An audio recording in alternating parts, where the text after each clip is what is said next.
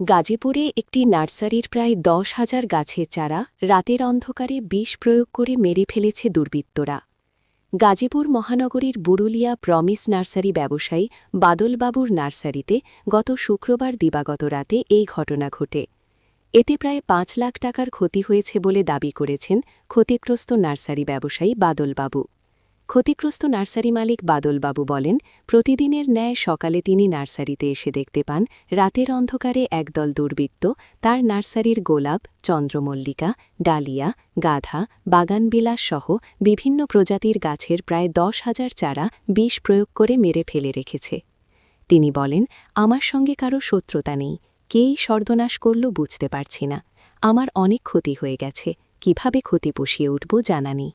আমি ন্যায়বিচারের জন্য আইনের দ্বারস্থ হয়ে গাজীপুর মেট্রোপলিটন পুলিশের সদর থানায় একটি অভিযোগ দায়ের করেন।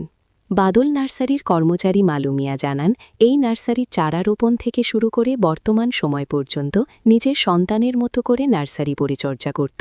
কিছুদিনের মধ্যেই সব চারা বিক্রি করতে পারত।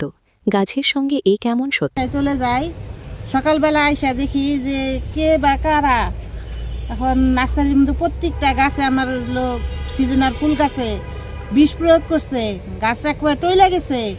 দেখা মাত্রই আমি সবাই জানাই, তারপরে আমি থানার যাই আমি একটা অভিযোগ লিখছি। এখন প্রশাসনের কাছে আমি এটা সুস্থ বিচার চাই। আমার ৬-৭ লাখ টাকার গাছ যে নষ্ট করলো, কি কারণে এবং কারা করলো, এটার আমি সুস্থ বিচার চাই। সকালে আয়া দেখি যে মনোরঞ্জন সারা বাগালি অবস্থা, এবার কারা ওষুধ দিয়ে গাছ মারা লাইছে।